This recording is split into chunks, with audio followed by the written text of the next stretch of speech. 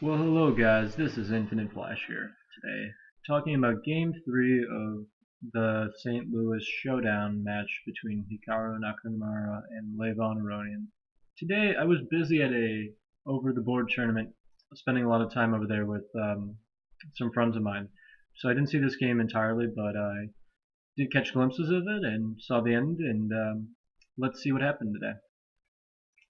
In this game, we had a Grunfeld with an early f3. This is a really interesting variation that has been recently been picked up on by quite a bit of top level players. I think if you look at Carlson and what's his name, Caruana, they had this recently in a game. I'm trying to remember which setting it was in, but I cannot recall it.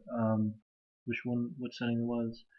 But anyways, we have this very normal Grunfeld setup with, an early e4, and if white has already pushed this f3 to pawn to support the pawn right over here.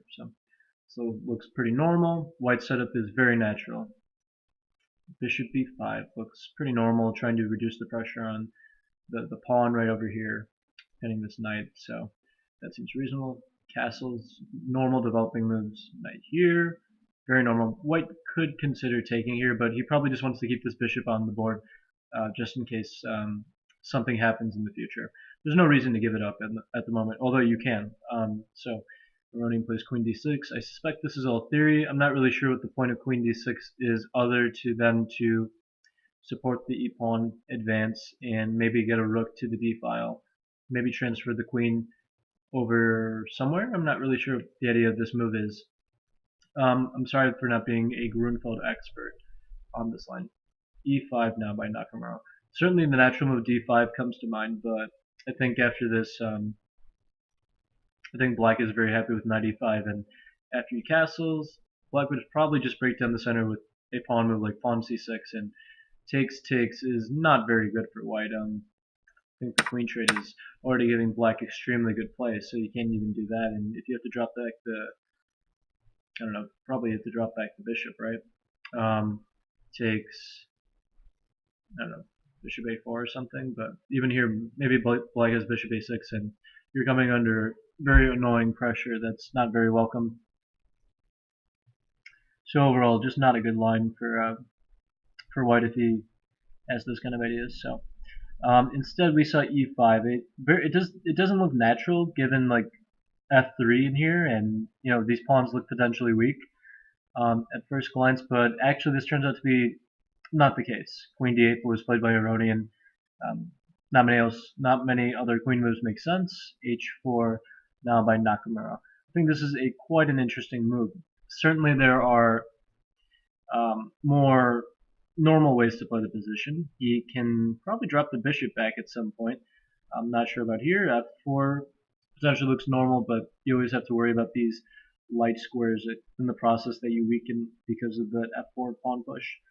So I like Nakamura's move. Just you can see just trying to break open the king side, and you can kind of see this dragging kind of thing with the bishop right over here going to h6, and this h pawn trying to open up h file is going to be somewhat useful in the future for white.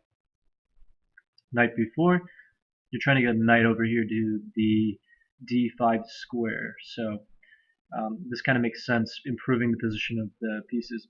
I think black wants to play bishop e6 soon to gain some development in this kind of position. Knight f4, preventing bishop e6 is a very nice move, and also supporting this h5 pawn push at some point. Knight 6 d5.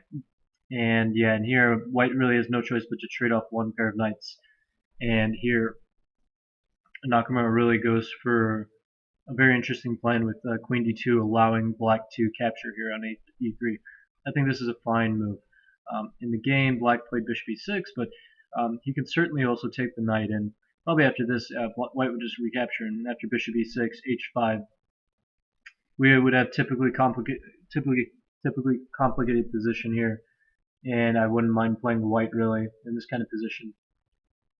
This could have happened really, but it did not, and we saw, instead of knight takes e3, we saw the bishop coming out to the e6 square. So now white is able to execute his plan of bishop h6 and h5 possibly.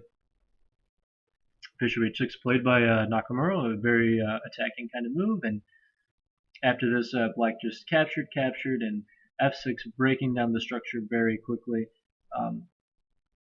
Right over here. My god, my lag is incredible right now, guys. Sorry, forgive me for that. Yeah, and here it's very uncomfortable to play this for black. If you look at this position on a flipped board, this is not the most lovely position in the world. If you have h5 coming at you, and you can obviously a kingside pawn turn. Not the nicest sight. f6 is certainly reasonable. I don't think it's a bad move, but somewhere here, Nakamura is getting a really, really good position for the white side. Bishop c4 to apply for some pressure along this diagonal.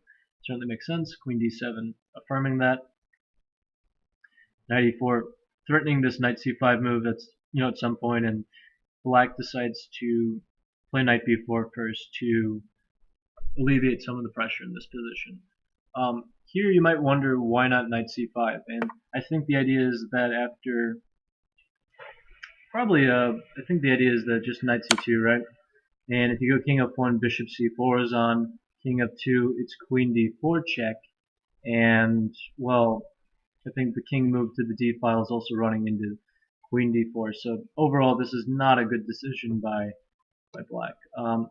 Also just the bishop is hanging too, so it doesn't help that that's the case as well. Knight c5 doesn't really make some sense unless your king is already castled, or somehow out of the danger there. So he didn't play knight c5. He actually played a better move in rook c1, protecting this bishop first. And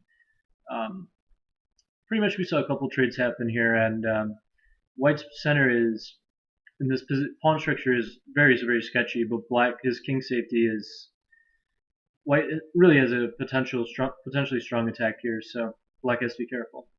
Knight d5, solidifying the position, and we saw rook c5. White can certainly play h5 here. That looks really normal, really, to me. And probably after this, we would see g5 and probably castles. And it's a pretty unclear position, really. White definitely looks. I prefer white just because of his better-looking position, but I don't think black really has too many problems other than avoiding, attacks along the open lines that are going to be happening soon. So instead of h5, we saw the rook coming to the c5 square, and after this we saw black decide to kick it back with b6. But I think this is allowing Nakamura an opportunity to really just get a huge attack in this kind of position, and unfortunately he didn't take his chance. He played rook c4 but in this position, but I think Nakamura should have played h5, and after this the obvious move is just capturing the rook, right? But the problem with this move is that black is running the h takes g6, and the only move to defend the h7 pawn this way is e6 in this position, and white would capture here, and if you take by knight, I'm actually taking everything at once, g takes h7.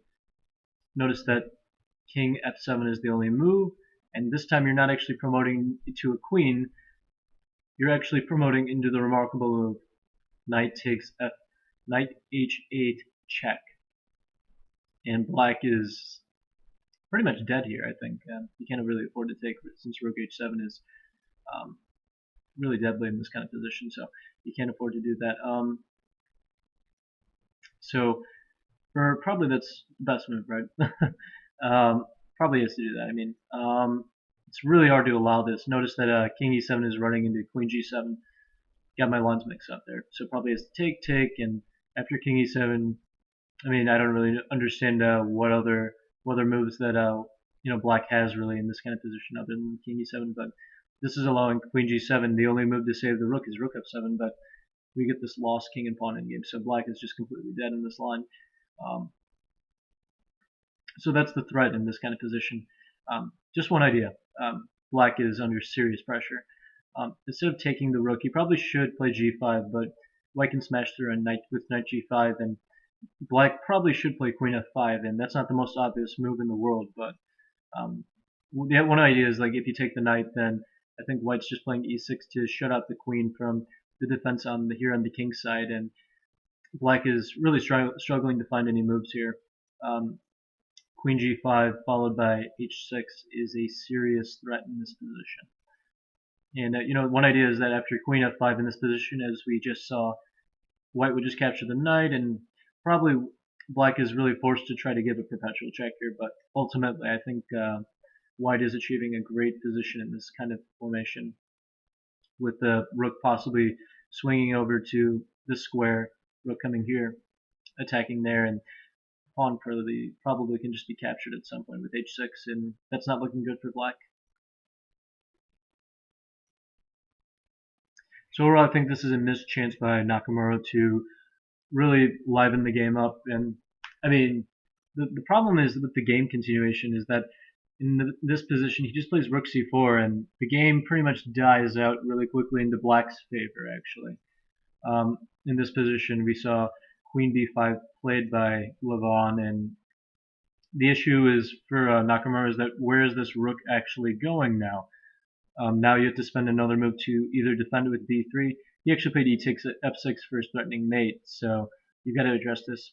He just took back, Aronian took back, and then played b3. And the problem is, in this position, black can actually seize the initiative with f5 attacking this knight. If you move the knight to this square, black is gaining the check, probably dropping the rook back, and should retain good chances to get a really good game in this kind of position. I think black is actually better in this kind of position. The idea is that knight g5, check, probably king f2, and maybe queen d7 to support this, maybe queen g7, right? And the open file over here should be in favor of black. I think I like black a lot, so you don't want to allow that if you're white. I think this is what Aronian should do. In the game, he plays queen a5, and instead of just making this opportunity happen with the open file here, he plays queen a5, and the white queen pretty much has to retreat away from there. To notice that there's no king move over here, given that the pawn is really hanging here on a2. Queen d2 is the only move, and we saw a queen trade, and pretty much from here the game is pretty much dying out. I think we just saw a couple of pawn trades here, now rook trade, and pretty much we reach a dead drawn rook endgame, and here they actually agreed to a draw. Notice that if rook here, I think the king f7, king f6, and there's nothing, absolutely nothing happening in this position ever. Black is super solid with h5 here, and everything's really solid. Black has nice active rook there. Nothing to do for either side, so a fair draw agreed. I think Nakamura really missed his chance with that h5 pawn push right over here in this position. This would have really made Aronian sweat a few sweats, I think. What is the terminology for this? Sweat a few ones? I don't know the terminology, but that would have made him worried a lot. So I think a somewhat disappointing performance for Nakamura, given that he had chances to attack in the king side. If anybody is interested in playing against a Grunfeld, I think this is an interesting option to consider with this early f3 idea. Notice that Levon could have also played bishop g7, and we would have had a same-ish King's Indian position out of the opening, I think, with this kind of stuff. Really interesting stuff, really. I think one idea is that c5, d5 is really complicated play. So another idea, I guess. So if you're interested in really combating the Grunfeld, then f3 is an interesting idea to really look into. So anyways, guys, I think this is a pretty well played draw. Aronian almost got into trouble, but he made it through, and I guess a missed chance by Nakamura is leading to tomorrow's. It's a bit frustrating for him, I'd imagine. So game 4 is tomorrow. I'll be covering that. I'm not sure when I'll post it. Sorry about the late posting, but I'll also post my analysis of the World Championship Game 11 that happened today between Carlsen and Anand. I'll be posting that later. Thanks for watching, guys. Appreciate you doing that. Please like, subscribe, and all the other stuff that I can hopefully expect from you guys. You guys are awesome. See you.